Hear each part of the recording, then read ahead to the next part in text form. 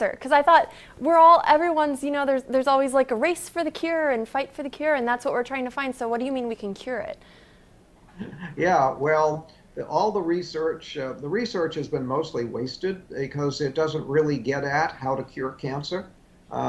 Most of the research dollars go to how to measure cancer and how to treat cancer, but not how to cure it or how to prevent it. And again, the technology, the knowledge to prevent and cure cancer already exists.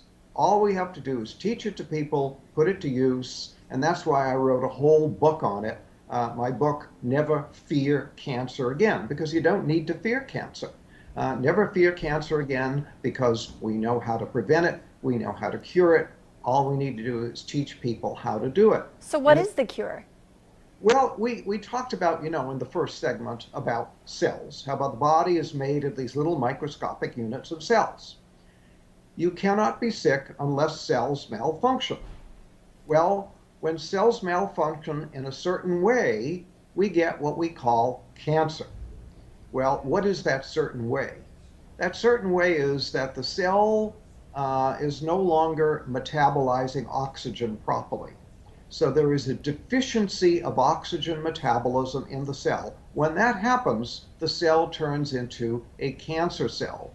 So your job is to make sure that all of your cells are getting adequate amounts of oxygen and processing that oxygen properly.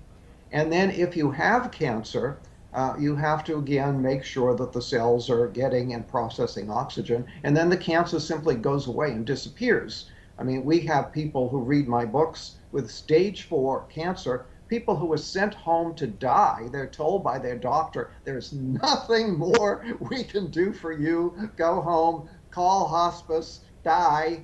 They read the book, they cure their cancer, and it's all gone. It's so simple to do. So how do you make sure that your cells are getting enough oxygen? Because I can't tell. I mean, my cells look fine to me. I don't know. Yeah, well, they do look fine. Well, one thing you can do is to stop eating sugar. In fact, you have to stop eating sugar, especially if you have cancer. Cancer cells eat only one food, and that's sugar. Really? Oh, yeah. Oh, And I had they no eat idea.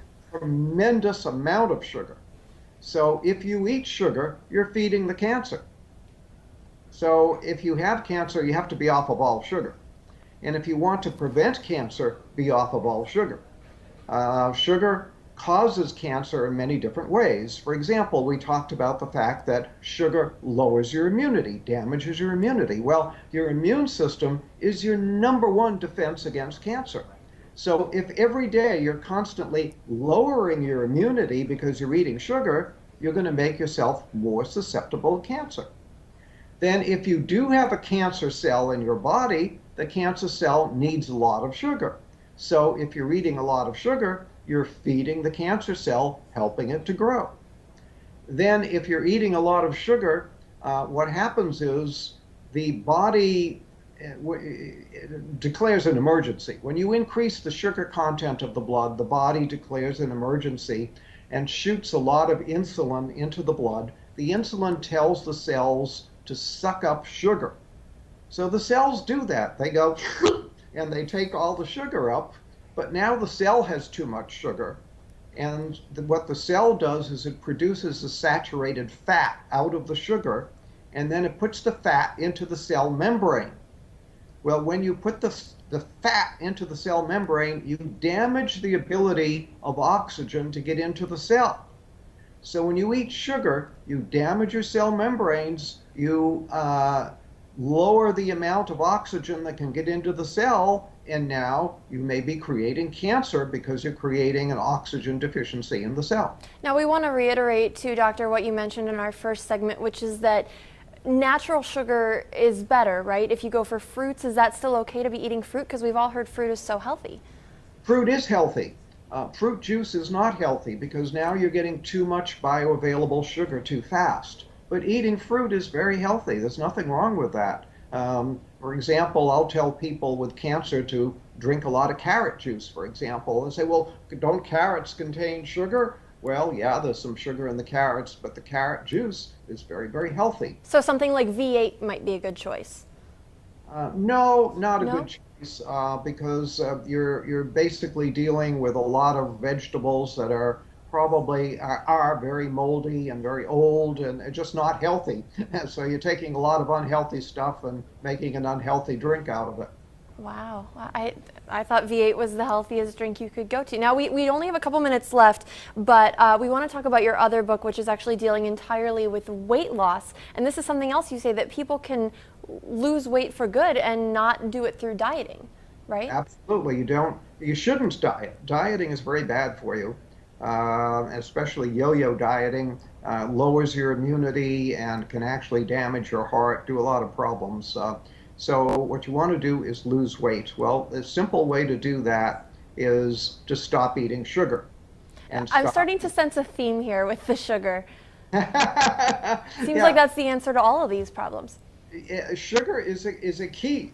In fact, I talked once with a researcher at Harvard Medical School, and I said, do you think there's such a thing as a key to disease? And he said, well, probably not. But he said, if there was such a thing as one single key to disease, that key would be insulin.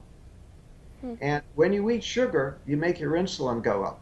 When your insulin goes up, you throw your body into chaos. All your hormones are in chaos. Everything's in chaos. So sugar is very key, and not eating sugar is very key to making yourself healthy. And when you eat sugar, you make your insulin go up.